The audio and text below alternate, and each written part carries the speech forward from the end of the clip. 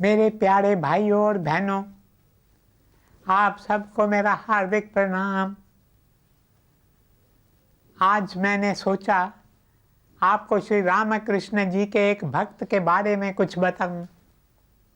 उनका नाम शायद आप में से कई लोगों ने नहीं सुना हो। उनका नाम है श्री दुर्गाचरण नाग। कई लोग उन्हें नाग महाशय भी कहते हैं। दूर दूर ईस्ट बंगाल, जिसे अब बांग्लादेश कहते हैं, वहाँ एक छोटे से गांव में 18 अगस्त 1846 में उनका जन्म हुआ। उनके जीवन का आदर्श था सेवा करना। उन्होंने लोक सेवा करने के लिए सब कुछ भुला दिया। मेरे प्रियजनों, हम थोड़ी सेवा करते हैं और हम चाहते हैं हमारा बड़ा नाम हो। हम थोड़ी सेवा करते हैं तो चाहते हैं अखबारों में हमारा फोटो छपे। ये तो है अपनी सेवा का फल मांगना। किंतु श्री दुर्गाचरण नाग ने लोक सेवा में सब कुछ भुला दिया। वे दुखी दरिद्रों की सेवा करते रहे और बदले में कुछ नहीं मांगा। उनके मन में तो बस एक बात की चाहत थी। वे कहते थे, इन दुखी दरिद्रों में मैं अपने प्रभु, अपने गुरुदेव का रूप देखता हूँ। काश मेरी यह सेवा गुरुदेव के चरणों में स्वीकार हो। श्री दुर्गाचरण नाग के पिता का नाम था दीनदयाल। वे एक व्यापारी के पास काम करते थे। वे बड़े मेहनती और ईमानदार थे। बताया जाता है कि एक बार उन्हें कहा गया, नमक से भरी नौकाएं वे एक स्थान पर पहुंचा आए। उस स्थान पर पहुंचने के लिए 2-3 दिन लग जाते थे।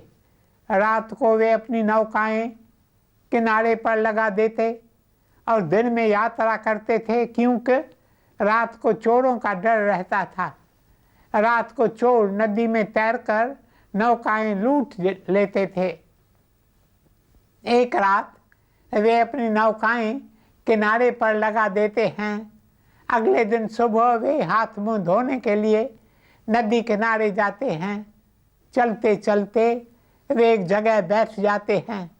फिर अचानक उन्हें वहाँ ज़मीन खोदने का मन करता है। वे पहले थोड़ी ज़मीन खोदते हैं तो वहाँ से एक सोने का सिक्का निकल आता है।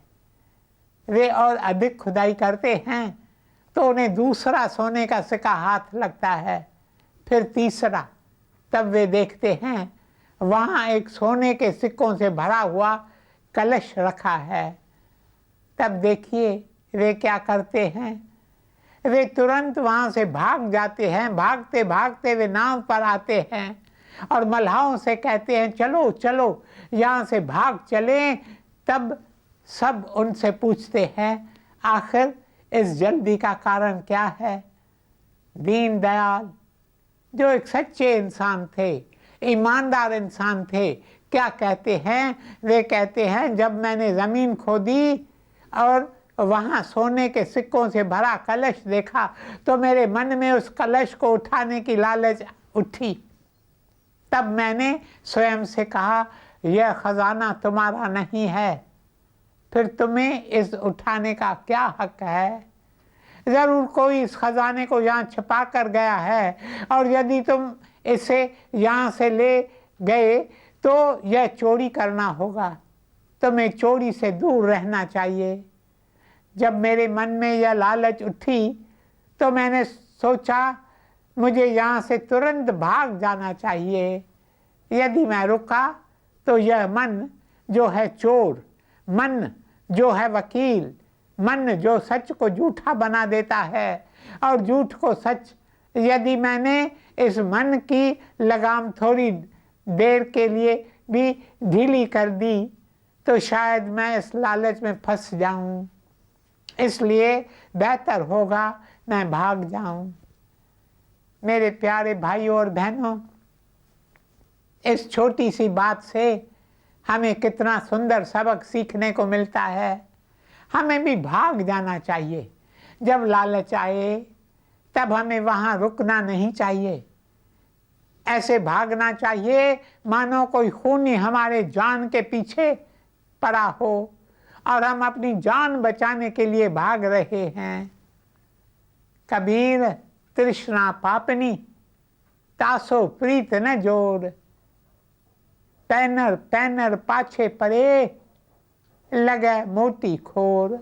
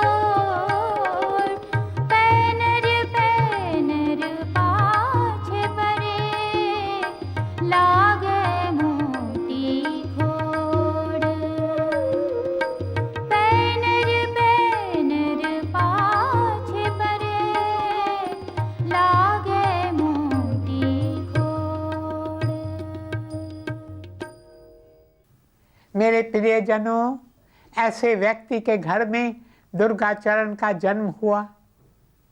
उनका मुख बड़ा ही सुंदर, बाल घुंघराले और कमल जैसे बड़े बड़े नैन थे। जो भी उन्हें देखता कहता ये बालक कितना सुंदर है। जो भी उन्हें देखता तुरंत गोद में उठाकर प्यार करने लगता और खुश होता। कई लोग बालक को अच्छी अच्छी चीज़ें देते, किंतु बालक कभी किसी से कोई चीज़ नहीं लेता था। लोग उसे बहुत कहते थे ये खा लो, ये ले लो, किंतु वे सबको मना कर देते थे। बचपन में ही उनकी माँ का देहांत हो जाता है, इसलिए उनके पिता की बहन यानी बुआ उनकी देखभाल करने लगती है। वे शाम से ही रात होने का इंतज़ार करने लगती। उन्हें तारों से बहुत लगाव था। रात को जब तारे निकलते तो वे घंटों तारों को देखते रहते। मेरे प्यारे भाइयों और बहनों, रात को क्या आप कभी तारों की ओर देखते हैं?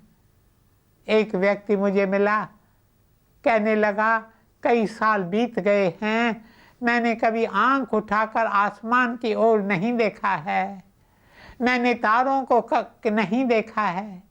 मेरे प्रियजनों, आपको रोज तारों का दर्शन करना चाहिए। एक अवसर पर गुरुदेव साधु वासवानी जी ने हमसे कहा, the angels who beckon to you from the stars above.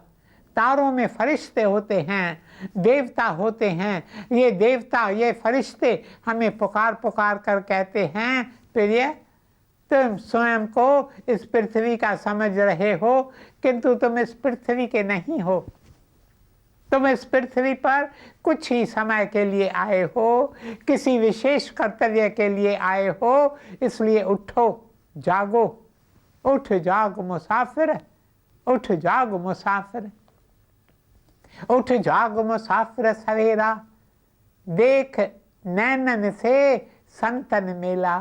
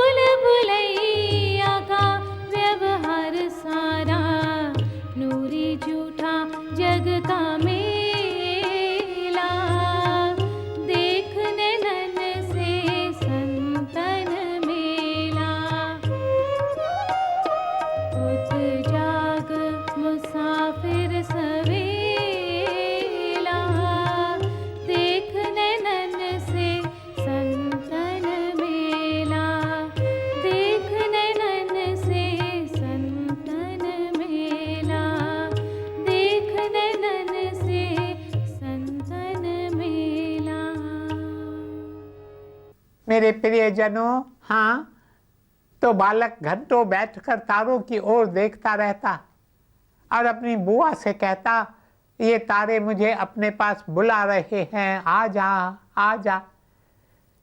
बताओ उनके पास मैं कैसे जाऊं? मेरा तो मन कहता है मैं वहीं जाकर रहूं। जब चंद्रमा निकलता तो वह ताली बजाकर खुशी के मारे नाचने लगता। कई बार वह जाकर पुष्पों से बातें करता। हवा से जब पेड़ झूमने लगते तो बालक को लगता मानो पेड़ उसे बुला रहे हैं। वह अपनी बुआ से कहता है, ये पेड़ मुझे अपने पास बुला रहे हैं, मैं उनके साथ जाकर खेलूँगा। रोज़ शाम को उसकी बुआ उसे कहानियाँ सुनाती थी। रामायण से कहानी, महाभारत से कहानी या फिर भागवत पुराण से कोई कहानी। यदि बुआ कहानी नहीं सुनाती तो वह सोने का नाम ही नहीं लेता था। इसलिए बुआ को कहानी सुनानी ही पड़ती थी।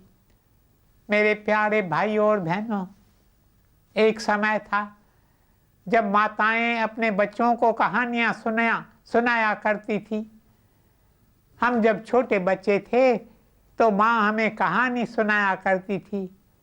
कई बार हम कहते थे, माँ आज हमें बहुत नींद आ रही है, हम खाना नहीं खाएंगे। इस पर माँ कहती, आओ मैं तुम्हें कहानी सुनाऊं और कहानी सुनाते सुनाते मैं तुम्हें खाना भी खिलाऊंगी। उसके बाद तुम जाकर सो जाना। हम कहानी सुनने की लालच में नींद को भूल जाते थे। हमारे ज़माने में माताएं बड़ी सुंदर सुंदर विचित्र कहानियाँ सुनाती थी। रामायण से कोई सुंदर कहानी, महाभारत और भागवत पुराण से कोई सुंदर कहानी। मेरे प्यारे भाइयों और बहनों, ये कहानियाँ केवल कहानियाँ नहीं हैं। आज आप बच्चों के प्रति अपने कर्तव्य भूल गए हैं। आप अपने बच्चों को रामायण और महाभारत की कहानियाँ नहीं सुनाते। इसलिए देखिए आजकल के बच्चे क्या करते हैं। At this tender age, when their minds are plastic, इस कच्ची उम्र में बच्चों का मन कोमल होता है। इसलिए जैसे संस्कारों के बीज आप इनके मन में बोएंगे तो वैसे ही संस्कार बच्चों पर पड़ेंगे। आज देखिए बच्चे कच्ची उम्र में क्या कर रहे हैं। सारा दिन टीवी देखते रहते हैं। माताएं अपना कर्तव्य भूल चुकी हैं। आजकल बच्चे कैसे पल रहे हैं, यह सब देखकर मेरी आंखें आंसू बहाती है। ये बच्चे भारत की संतान नहीं लगती, ये तो किसी और सभ्यता का अंश बन गई हैं। इन सब के लिए मैं स्वयं को और मेरे जैसे अन्य लोगों को दोषी मानता हूँ, क्योंकि हम ही बच्चों पर ध्यान नहीं दे रहे। मेरी बहनों, अपने बच्चों को श्री राम के बारे में बताओ, सीता की पवित्रता के बारे में बताओ, अभिमन्यु की वीरता की गाथा सुनाओ, भीष्म पितामह के बारे में बताओ, जिन्होंने अपने पिता की खातिर राज सिंहासन का त्याग कर आजीवन कुंवारा रहने की प्रतिज्ञा की। बच्चे जब ऐसी गाथाएं सुनते हैं तो उनके मन पर इनका गहरा प्रभाव पड़ता है। इसलिए जब बच्चे बड़े होने लगते हैं तो उन्हें भी उन महान लोगों की तरह बनने की चाहत होती है। आजकल बच्चे टीवी पर सारा समय वायलेंस देखते रहते हैं, चोरी और डकैती के सीन्स देखते हैं। इसलिए बच्चों के मन पर वैसा ही प्रभाव पड़ता है। सारा दोष हमारा है। मेरे प्रियजनों, मुझे याद आ रहा है कई साल पहले गुरुदेव साधु वासवानी जी शिकारपुर सिंध, जो पाकिस्तान में है, चले थे। वहाँ लोग उनसे बड़ी श्रद्धा और प्रेम से मिले। कई मीटिंग्स हुई। हजारों की संख्या में लोग गुरुदेव के प्रवचन सुनने आए। अंतिम दिन वे सबसे विदा लेकर स्टेशन पर आए। स्टेशन पर आकर पता चला कि हैदराबाद जाने वाली ट्रेन 1.5 घंटा लेट है। लोग यह सुनकर बहुत खुश हुए। उन्होंने गुरुदेव से कहा, ईश्वर ने हमारी प्रार्थना सुन ली, वे चाहते हैं थोड़ा और समय आप हमारे साथ रहें। कृपया जाते जाते आप हमें कोई संदेश देकर जाएं। वहीं प्लेटफॉर्म पर ही जल्दी से लोगों ने एक छोटा मंच बनाया और गुरुदेव को उस पर खड़े होकर संदेश देने का निवेदन किया।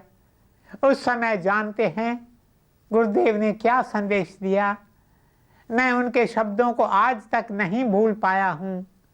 गुरुदेव ने कहा, आप लोगों ने मुझे इस छोटे से मंच पर खड़े होकर कुछ कहने के लिए कहा है, किंतु मैं तो चाहता हूँ कि इस नगर की जो सबसे ऊंची इमारत है, मैं उसकी छत पर खड़े होकर आपसे कहूँ, हे शिकारपुर के नगरवासियों, आप सोना और चांदी एकत्रित करने में व्यस्त हैं, किंतु जो आपका सच्चा खजाना है उस पर आप कोई ध्यान नहीं दे रहे। धर्म का, कौम का, देश का सच्चा खजाना है बच्चे। इन बच्चों की अच्छी देखभाल करो, उनकी सही तरह से परवरिश करो, उनके कोमल हृदय में पवित्रता के बीज, सत्य के और प्रार्थना के बीज बो।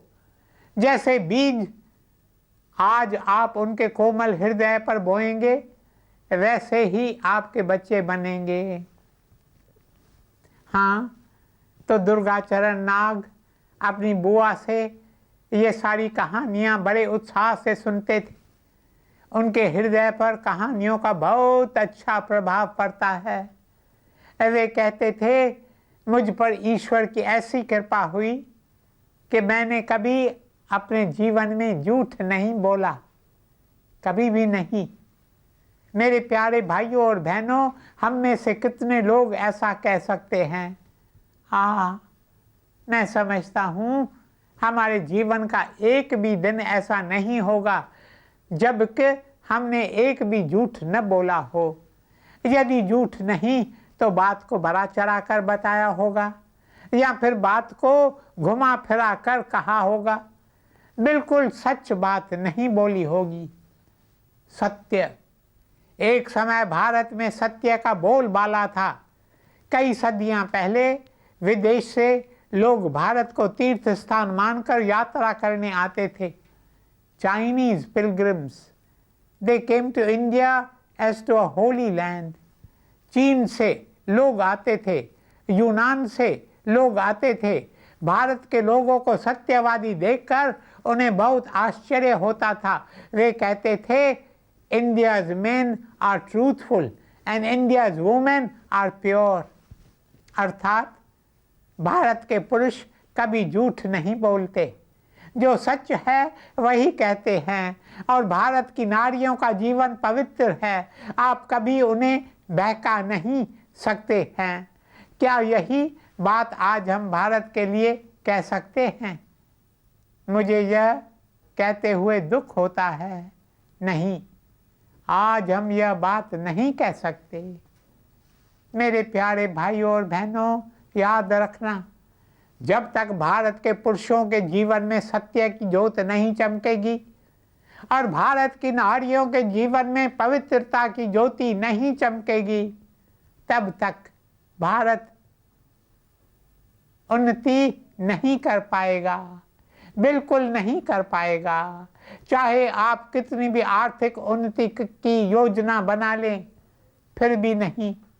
इसलिए ज़रूरी है आप बच्चों की अच्छी तरह परवरिश करें। हाँ, तो बालक दुर्गाचरण कभी झूठ नहीं बोलता था। यदि कभी उसे पता चलता कि उसके किसी मित्र ने झूठ बोला है तो उससे मित्रता तोड़ देता था, उसे इतना सच से प्यार था। अब बालक धीरे धीरे बड़ा होने लगता है, गांव में जो पाठशाला थी उसी में पढ़ने जाता है। प्राइमरी स्कूल की पढ़ाई समाप्त करने के बाद बालक को आगे पढ़ने की इच्छा होती है। गांव में तो और कोई स्कूल नहीं था। उसके पिता कोलकाता में नौकरी करते थे। बालक को पता चलता है कि कोलकाता में कई स्कूल हैं। जब पिता कोलकाता से गांव आते हैं तो वह जाकर पिता का कुर्ता पकड़कर कहता है, पिताजी पिताजी मुझे कोलकाता ले चलो। पिता कहते हैं, बेटा अभी तुम छोटे हो, तुम कोलकाता जाकर क्या करोगे? इस पर बालक कहता है, मैं ऊंची शिक्षा ग्रहण करना चाहता हूँ। यहाँ तो प्राइमरी स्कूल के सिवाय और कोई स्कूल नहीं है। मैं कोलकाता के स्कूल में पढ़ना चाहता हूँ। तब पिता कहते हैं, बेटा कोलकाता में मेरी मामूली सी नौकरी है, मेरा वेतन भी बहुत कम है। भला उस वेतन से मैं कोलकाता जैसे शहर में कैसे तुम्हारा और अपना गुजारा कर पाऊंगा? मैं तुम्हें अपने साथ नहीं ले जा सकता। यह सुनकर बेटे को दुख होता है। देखिए, अब यह नन्हा सा बालक पूछताछ करता है कि उसके गांव से सबसे निकट दूसरा स्कूल कौन सा है। तब लोग उसे बताते हैं कि दूसरा स्कूल गांव से 10 मील दूर है। उसे पढ़ने का इतना शौक था कि वह कहता है, मैं उस स्कूल में पढ़ने जाऊंगा, किंतु घर वाले उसे जाने की अनुमति नहीं देते। उसकी बुआ कहती है, बेटा 10 मील चलकर जाना, 10 मील वापस चलकर आना, तुम इतना चल नहीं पाओगे। तुम अपने दिमाग से यह बात निकाल दो। But this child was a child of determination. वह किसी से कुछ नहीं कहता। अगले दिन सुबह जल्दी उठकर घर से निकल पड़ता है। रास्ता पूछते पूछते 10 मील चलकर वह स्कूल पहुंच जाता है। वह हेडमास्टर से कहता है, मैं स्कूल में पढ़ना चाहता हूं। फिर 10 मील चढ़कर शाम को वह घर लौट आता है। इस बीच घर में खलबली मच गई। सब उसे यहाँ वहाँ ढूंढने लगे। जब वह शाम को घर लौटता है तो उसकी बुआ उसे देखकर बहुत खुश होती है, उसे गले से लगाती है और कहती है, सुबह से पता नहीं तुम कहाँ घूम रहे हो, चलो अब कुछ खा लो, सारा दिन तुमने कुछ नहीं खाया है। जब बालक उसे स्कूल के बारे में बताता है तो बुआ कहती है, मैं तुम्हें स्कूल जाने की अनुमति देती हूँ। मेरे प्यारे भाइयों और बहनों, आज बस यहीं तक, शेष कल। ओम शांति शांति शांति।